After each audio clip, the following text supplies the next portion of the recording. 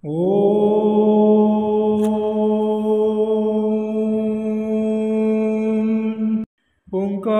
बिंदु संयुक्तं नित्यं ध्यायन्ति योगिनां कामदं मोक्षदं तुभ्यं ओंकाराय नमो नमः। गुरु ब्रह्मा गुरुर्विष्णु गुरुदेव महेश्वर गुरु साक्षात् परं ब्रह्म तस्मै श्री गुरवे नमः। अज्ञानतिमिरन्धस्य ज्ञानाञ्जनशलाकया चक्षुरुन्मीलितं येन तस्मै श्री गुरवे नमः। अखण्डमण्डलाकारं व्याप्तं येन चराचरं तत्पदं दर्शितं येन तस्मै श्री गुरवे नमः। ध्यानमूलं गुरोर्मूर्तिः पूजामूलं गुरोर्पदं मंत्रमूलं गुरोर्वाक्यं मोक्षमूलं गुरोर्कृपा। ब्रह्मानन्दं परमसुखदं केवलं ज्ञानमूर्ति द्वन्द्वातीतं गगनसदृशं तत्त्वमस्यादिलक्ष्यम्। एकं नित्यं विमलमचलं सर्वधी साक्षीभूतं भावातीतं त्रिगुणरहितं सद्गुरुं तं नमामि। मन्नाथ श्री जगन्नाथ मद्गुरु श्री जगद्गुरु मदात्मा सर्वभूतात्मा तस्मै श्री गुरवे नमः। जंदारु ब्रह्ममूर्ति प्रणवतनुधरं सर्ववेदान्तसारं भक्तानां कल्पवृक्ष भवजलतरणी सर्वतत्त्वानुतत्त्वं योगीनां हंसतत्त्वं हरिहरणमिदं श्रीपति वैष्णवानां शैवानां भैरवश्च पशुपतिः परमशक्तितत्त्वं च शाक्तं बौद्धानां बुद्धसाक्षात् ऋषभजतिवर जैनसिद्धान्तसारं तं देव पातु नित्यं कलिकलुषहरं नीलशैलादिनाथम्। अथ श्रीमद्भागवत महापुराणं तृतीयस्कन्ध अष्टाविंशोऽध्यायः। अष्टांगयोगर विधि। नारायणं नमस्कृत्यं नरं चैव नरोत्तमं देवीं सरस्वतीं व्यासं ततो जयमुदीरयेत्। मूकं करोति वाचालं पङ्गुं लङ्घयते गिरिं यत्कृपातमहं वन्दे परमानन्दमाधवम्। निगमकल्पतरोर्गलितं फलं सुखमुखादमृतं द्रवसंयुतं पिबतं भागवतं रसमालयं मुहुरहो रसिका भुवि भावुकाः। श्रीभगवानुवाच योगस्य लक्षणं वक्ष्ये सबीजस्य नृपात्मजे मनोजेनैव विधिना प्रसन्नं जातसत्पथम्। स्वधर्माचरणं शक्त्या विधमार्च निवर्तनं दैवात् लब्धेन सन्तोष आत्मविचरणार्चनम्। ग्राम्यधर्म निवृत्तिश्च मोक्षधर्मरतिस्तथा मितविद्याधनं शश्वत् विविक्तक्षेमसेवनम्। अहिंसा सत्यमस्तेयं यावत् अर्थपरिग्रह ब्रह्मचर्यं तपः शौचं स्वाध्याय पुरुषार्चनम्।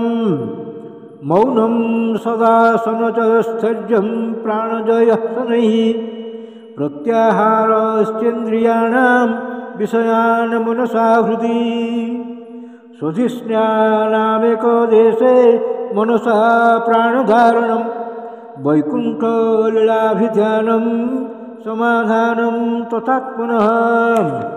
एतैरन्यैश्च पथिभिर्मनोदुष्टमसत्पथं बुद्ध्या जुञ्जीतशनैर्जितप्राणो हतन्द्रितः। शुचौ देशे प्रतिष्ठाप्य विजितासन आसनं तस्मिन् स्वस्ति समासीन ऋजुकाय समभ्यसेत्। प्राणस्य शोधयेन्मार्गं पुरा कुम्भकरे च गै प्रतिकूलेन वा चित्तं यथा स्थिरं अचञ्चलम्।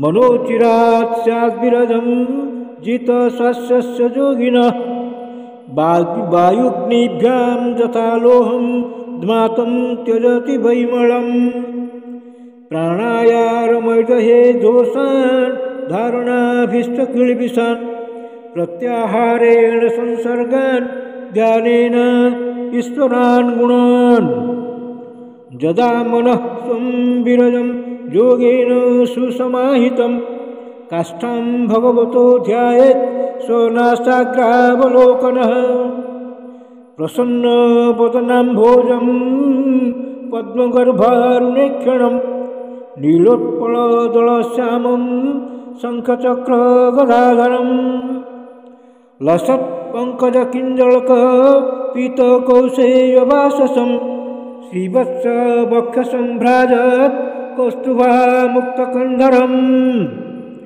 मत्तद्वैरफलकलया परितं वनमालया परार्ध्यहारवलय किरीटाङ्गदनूपुरम् काञ्चीगुणोल्लसश्रोणीं हृदयाम्भोजभिष्टरं दर्शनीयतमं शान्तं मनोनयनवर्धनम् अपि च दर्शनं सस्वत् सर्वलोकनमस्कृतं सन्तं वयसि कैशोरे भृत्यानुग्रहकातरम् कीर्तन्यतीर्थदशसं पुण्यश्लोकदशस्करं ध्यायेद्देवं समग्राङ्गं जावन्न च्यवते मनः स्थितं व्रजन्तम् आसीनं शयानं वा गुहाशयं प्रेक्षणीये हितं ध्यायेत् शुद्धभावेन चेतसा तस्मिन् लब्धपदं चित्तं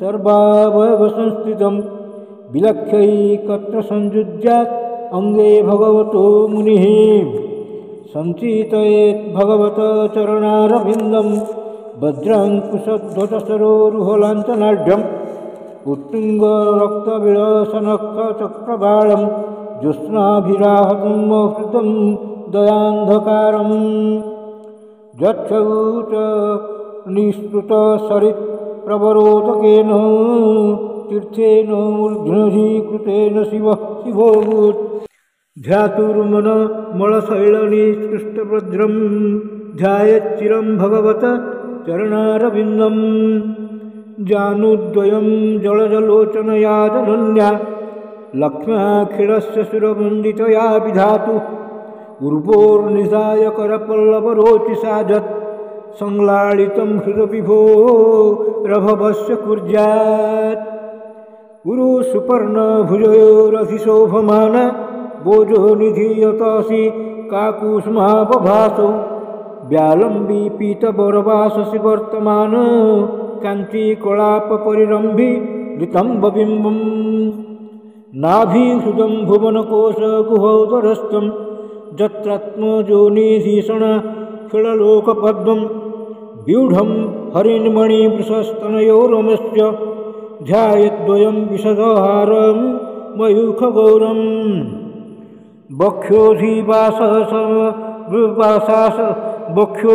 बक्षोधिवासमृषभस्य महाविभूते पुंसां मनोनयननिर्वृतिमातधानं कंठं च कौस्तुभमणेरधिभूषणार्थं कुर्यान्मनस्यखिललोकनमस्कृत्य बाहुंश्च मन्दरगिरे परिवर्तनेन निर्निक्तबाहुबलयानधिलोकपालान् सञ्चितयद्दशदशततारमसह्यतेज शङ्खं च तत्करसरोरुह हराजहंसं कौमोदकीं भगवतो दयितां स्मरेत दिग्धामोदरातिभट सुनितकर्दमेन मालां वधूव्रतवरूथगिरोपगुष्टां चैतस्य तत्त्वममलं मणिमस्य कंठे नृत्यानुकम्पितधियेय गृहीतमूर्ते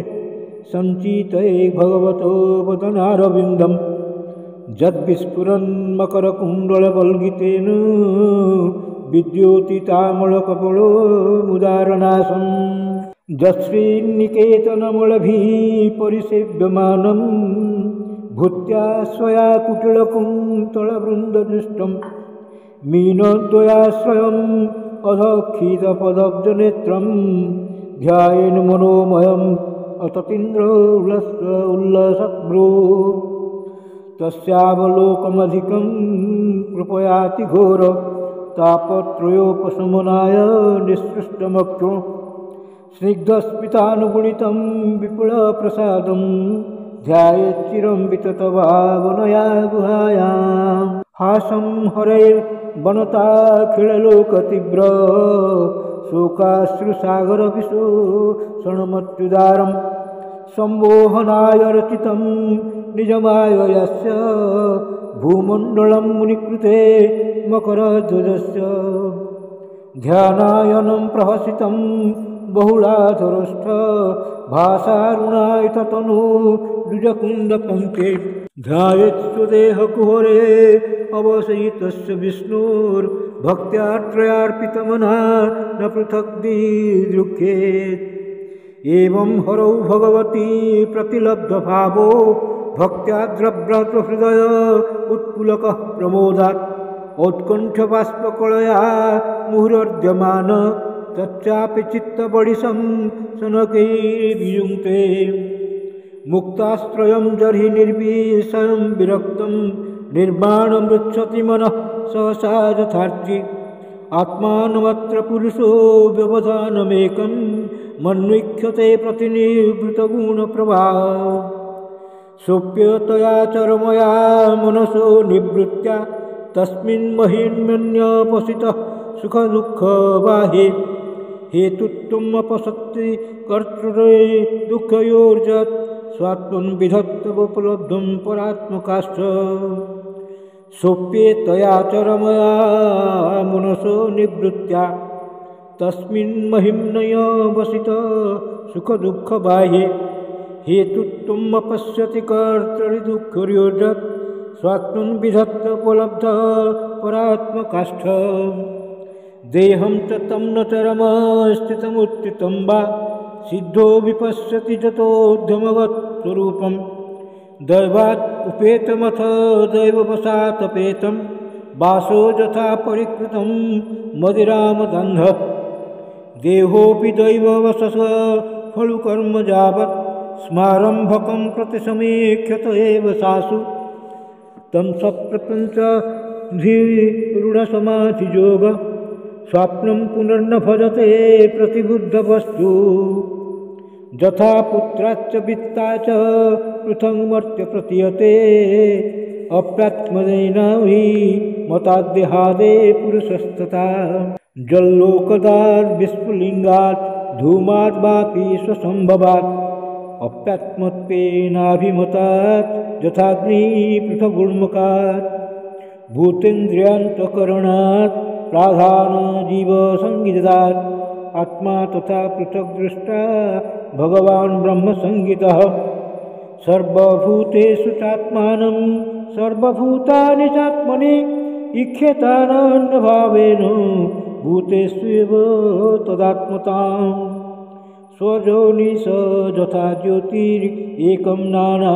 प्रतीयते योनीनां गुणवैषम्यात् तात्यात्मा प्रकृतौ स्थितः तस्मादिमां स्वां प्रकृतिं दैवीं सदसदात्मिकां दुर्विभाव्यां पराभाव्य स्वरूपेण प्रतिष्ठते। इति श्रीमद्भागवते महापुराणे पारमहंस्यां संहितायां तृतीयस्कन्धे कापीयरेय साधनानुष्ठानं नाम अष्टाविंशोऽध्यायः। भीमस्यापि रणे भङ्गो मुनेऽपि मतिभ्रमं यदि शुद्धम् अशुद्धं वा मम दोष न विद्यते। श्रीकृष्णार्पणमस्तु श्रीकृष्णार्पणमस्तु श्रीकृष्णार्पणमस्तु।